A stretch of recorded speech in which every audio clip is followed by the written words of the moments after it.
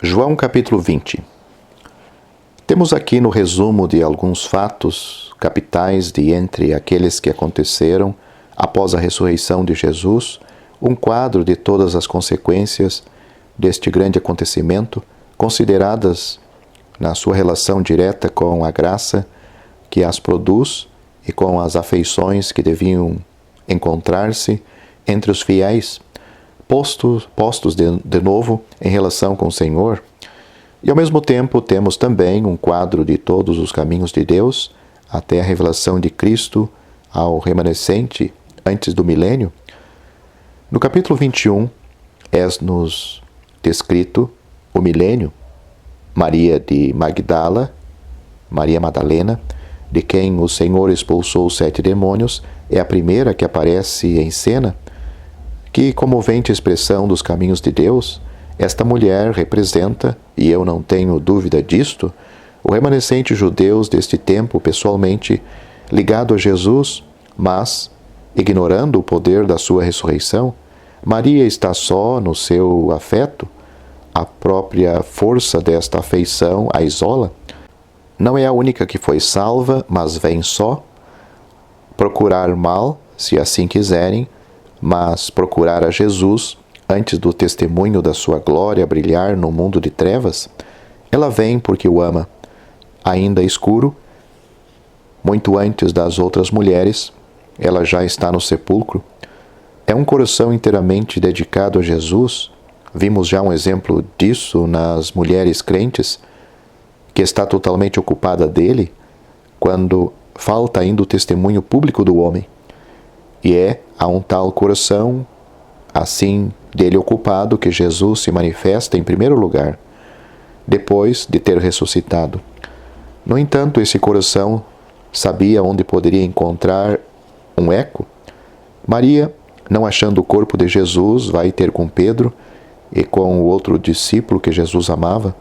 Estes acorrem ao sepulcro e dão com as provas de uma ressurreição já realizada, e realizada no que dizia respeito ao próprio Senhor Jesus, com toda a calma que convinha ao poder de Deus, fosse qual fosse o terror que um tal fato pudesse lançar no coração do homem. Não tinha havido pressa nenhuma nessa ocasião, tudo estava em ordem no sepulcro, e Jesus não estava lá. Os 2 discípulos não são movidos pela mesma dedicação que enchia o coração da mulher que tinha sido o objeto de uma tão poderosa libertação da parte do Salvador. 7 demônios, isto representa a completa e total possessão dessa pobre mulher por esses seres impuros, pelos quais ela tinha sido atormentado, é a expressão do verdadeiro estado do povo judeu. No entanto, eles vão e vêm, e perante essas provas visíveis, creem. Versículo 8. Não é a inteligência espiritual dos seus pensamentos de Deus que opera neles por meio da sua palavra. Eles veem e creem. Não há nada neste fato que reúna os discípulos. Jesus estava longe do sepulcro, tinha ressuscitado. Os 2 discípulos ficam naturalmente satisfeitos e voltam para suas casas. Ora, Maria, levada mais pelo seu afeto do que pela sua inteligência, não se contentava com reconhecer friamente que Jesus tinha mesmo ressuscitado. És-me impossível, dando grandes princípios para ajudar aqueles que procuram compreender a palavra, desenvolver tudo o que há de profundamente impressionante e interessante neste capítulo 20, em que eu muitas vezes tenho meditado e, pela graça de Deus, com um interesse sempre crescente, esta revelação do Senhor a Maria, que não podia precedir do seu Salvador, é de um interesse comovente, do qual cada detalhe realça a beleza. Mas há um ponto para o qual eu tenho de chamar a atenção do amigo. A palavra do Senhor apresenta aqui 4 estados de alma, cujo conjunto é muito instrutivo e realizam-se todos num crente. Primeiro, Pedro e João, que veem e creem realmente, mas não veem em Cristo o único centro de todos os pensamentos de Deus para o cumprimento da sua própria glória a respeito do mundo e das almas. Jesus já não é o centro dos afetos de Pedro e de João, embora creiam. Tendo visto em Jesus e que Jesus ressuscitou, podem ficar tranquilos mesmo sem o terem com eles. Maria, porém, embora não o soubesse, Maria, que era de uma ignorância quase culpada, não podia estar feliz e satisfeita sem Jesus. É-lhe necessário tê-lo junto de si, a ele, para poder sentir alegria. Pedro e João voltam para suas casas. É ali que está o centro dos seus interesses. Eles creem de verdade, mas o seu eu, a casa deles, é-lhes suficiente. Segundo, Tomé crê e reconhece com uma fé ortodoxa e real como prova irrecusável que Jesus é o seu Senhor e o seu Deus. Ele crê realmente por ele próprio. Não tem as comunicações da eficácia da obra do Senhor, nem das relações em que Jesus coloca a igreja, com seu Pai. Ele tem, talvez, a paz, mas falta-lhe toda a revelação da posição da igreja. Quantas almas, mesmo salvas, se encontram numa desses 2 estados, de Pedro e de João ou de Tomé?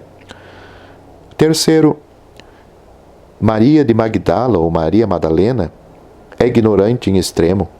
Não sabe que Jesus ressuscitou, tem tão pouco a verdadeira noção de que Ele é o Senhor e Deus, que pensa que alguém terá podido levar o seu corpo. Mas Cristo é tudo para ela. Ele é a única necessidade da sua alma, o único desejo do seu coração. Sem Ele, ela não tem nem a sua casa, nem o seu lar, nem o que quer que seja. Mas Cristo responde a essa necessidade. São estes cuidados que assinalam a obra do Espírito Santo. O Senhor chama as suas ovelhas pelo seu nome e ela ouve a sua voz. O Senhor mostra-se a ela em primeiro lugar. Faz-lhe compreender que a sua presença agora não podia ser um regresso, conforme as esperanças judaicas, cumprido no seu corpo sobre a terra, mas que devia ele próprio subir para o Pai, que os seus discípulos eram agora seus irmãos, e que eram colocados na mesma posição que ele próprio tinha diante de seu Deus e Pai. Que ele, Jesus, homem ressuscitado, subia para junto de seu Deus e Pai, pois toda a glória da sua nova posição individual lhe está aberta. Em quarto lugar, é esta revelação que junta os discípulos. Nesse momento, Jesus traz-lhes a paz que ele preparou e eles têm a alegria completa de terem um Salvador presente que lhes traz esta paz.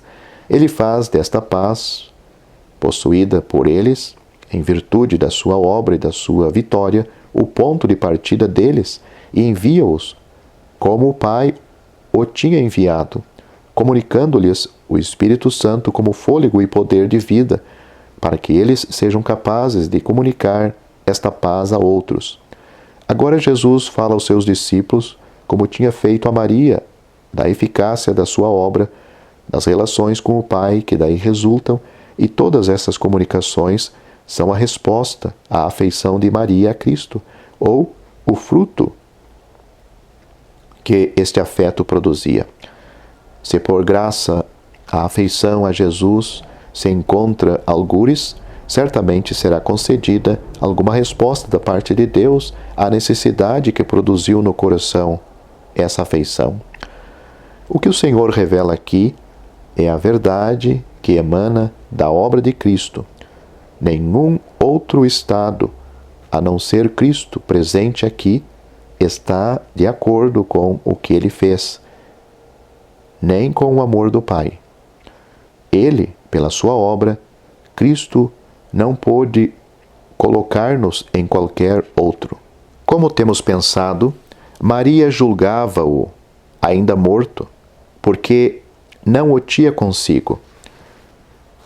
A intensidade do seu afeto acrescentava-se à sua morte, e o fato de ela o não encontrar, porque era ele mesmo objeto da sua afeição. Todas as marcas desse afeto se produzem aqui do modo mais impressionante. Maria supõe que o jardineiro deve saber, sem que ela lhe o diga, do que se tratava, versículo 15, porque ela não pensava senão em um. Era como se eu me informasse de um membro muito amado de uma família, dizendo apenas: como está ele? Todos saberiam de quem se tratava. Inclinada sobre o sepulcro, ela volta a cabeça quando ele se aproxima, mas então o bom pastor, ressuscitado dentre os mortos, chama a sua ovelha pelo seu nome. E a voz conhecida e amada, poderosa segundo a graça que assim a chamava, revela-o nesse instante àquela que o ouvia. Volta-se então para ele e responde: Rabone, que quer dizer mestre, versículo 16. Mas, embora Cristo se revele assim ao remanescente bem-amado que ele tinha salvo, a posição desse remanescente é inteiramente mudada, assim como as relações de Cristo com ele. Jesus não ia agora habitar corporalmente no meio dos seus sobre a terra, não tinha e não vinha para restabelecer o reino em Israel. Não me toques, diz ele a Maria. Mas, pela redenção, ele tinha efetuado uma coisa muito importante. Tinha colocado os seus discípulos na mesma posição que ele, em frente de seu Pai e de seu Deus, e chama-os, o que ainda não tinha feito nem podia fazer antes, seus irmãos. Até a sua morte, o grão de trigo estava só, Filho de Deus, puro e perfeito. Jesus não podia estar na mesma relação com Deus, com o pecador, mas pela redenção, na posição de glória que ele ia tomar como homem, podia associar os seus resgatados, purificados, regenerados, adotados nele.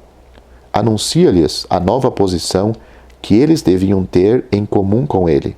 E dizia a Maria: não me detenhas, mas vai para meus irmãos e diz-lhes que eu subo para meu Pai e vosso Pai, meu Deus e vosso Deus. Versículo 17. A vontade do Pai, realizada por meio da obra gloriosa do Filho, que, como homem sem pecado, tomou lugar junto de seu Deus e Pai, e a obra do Filho, fonte de vida eterna para eles, colocaram os discípulos na mesma posição que tinha o Filho perante o Pai. Ora, o testemunho prestado a essa verdade congrega os discípulos. Estes, não protegidos agora pelos cuidados e pelo poder de Jesus, o Messias, Jeová sobre a terra, reúnem-se à porta fechada, mas, se já não tinham a garantia da presença do Messias, tem Jesus no meio deles, que lhes traz o que antes da sua morte eles não podiam ter, a paz. Mas o Senhor não lhes traz esta bênção somente como sendo a parte deles, tendo-lhes dado as provas mais cabais da sua ressurreição, mostra-lhes no seu próprio corpo que era o mesmo Jesus, coloca-os nesta paz perfeita como ponto de partida da sua missão. O Pai, fonte eterna e infinita de amor, tinha enviado o Filho que vivia neste amor e de que era testemunha, assim como da paz que ele, o Pai, derramava à sua volta, lá onde o pecado não tinha lugar. Jesus, rejeitado na sua missão, tinha, em favor de um mundo onde o pecado existia, feito a paz para todo aquele que recebesse o testemunho da graça que a tinha feito. E ele envia agora os seus discípulos do seio desta paz, e que ele os tinha introduzido pela remissão dos pecados, paz que ele tinha procurado pela sua morte, para dela darem testemunho neste mundo. Ele diz-lhes de novo: paz seja convosco, versículo 21, e envia-os, revestidos e cheios desta paz, como seu Pai o tinha enviado a este mundo. Para tanto, dá-lhes o Espírito Santo, a fim de que, segundo o seu poder, eles levassem também a remissão dos pecados a um mundo que se aviltava cada vez mais sobre o jugo que os seus pecados lhe impunham. Não duvido, historicamente falando, de que o que o Senhor fez aqui, comunicando o Espírito aos seus discípulos, se distinga perfeitamente do dom do Espírito de que se fala em Atos capítulo 2. O Espírito Santo que os discípulos recebem aqui é um sopro de vida interior. Assim como Deus soprou nas narinas de Adão um sopro de vida, não se trata aqui do envio do Espírito Santo, vindo dos céus a este mundo. Cristo, que é Espírito vivificante, comunica aos seus discípulos a vida espiritual segundo o poder da ressurreição. Comparar isto com Romanos, capítulo 4 e capítulo 8, e Colossenses, capítulo 2 e capítulo 3, a ressurreição era o poder de vida que os fazia sair do domínio do pecado, o qual tinha o seu termo na morte, e tinha sido condenado pela morte de Jesus. É uma questão não de culpabilidade, mas de condição. A nossa culpabilidade, Deus seja bendito, estava também levantada, mas aqui nós morremos com Cristo, e a ressurreição apresenta-nos, como citamos Romano acima, desenvolve o lado da morte. A epístola aos Colossenses acrescenta-lhe a ressurreição. Em Romanos é a morte ao pecado, em Colossenses a morte ao mundo. Então, apresenta-nos, dizia eu, vivos diante de Deus, numa vida em que Jesus e nós por Ele comparecemos na sua presença, segundo a perfeição da justiça divina, mas isto suponha também a sua obra. Quanto ao seu lugar no quadro geral apresentado em figura nesta passagem, esse dom, conferido pelo sopro do Senhor, representa o Espírito conferido aos santos reunidos pelo testemunho da ressurreição de Cristo e da sua ascensão ao Pai, como toda esta cena representa a Igreja nos seus privilégios atuais. Assim encontramos aqui o remanescente afeiçoado a Jesus, os crentes individualmente reconhecidos filhos de Deus e na mesma posição de Jesus perante Ele. Em seguida, a Igreja, fundada sobre este testemunho, reunida, com Jesus no seu meio, gozando da sua paz, e os seus membros individualmente, constituídos como possuindo esta paz que Jesus criou, testemunham ao mundo a remissão dos pecados mediante arrependimento e fé. Tomé representa os judeus nos últimos dias, que crerão quando verão ao Senhor. Mas bem-aventurados os que não viram e creram, versículo 29. Mas a fé de Tomé não tem o caráter de que se liga com a posição de filho e servo, de vaso ao espírito de adoração. Reconhece, e é o que fará o remanescente, Jesus por seu Senhor e seu Deus. Não estava com os discípulos a quando do seu primeiro ajuntamento. O Senhor, pelos seus atos, consagra aqui o primeiro dia da semana para a sua reunião espiritual com os seus neste mundo. O evangelista estava longe de esgotar tudo o que havia a dizer acerca do que Jesus tinha feito. A finalidade do que ele nos contou está em relação com a vida eterna em Cristo. Primeiro, Jesus é o Cristo, o Filho unigênito de Deus. E segundo, crendo nele, temos a vida eterna pelo seu nome. Eis os dois grandes temas a que este Evangelho é consagrado.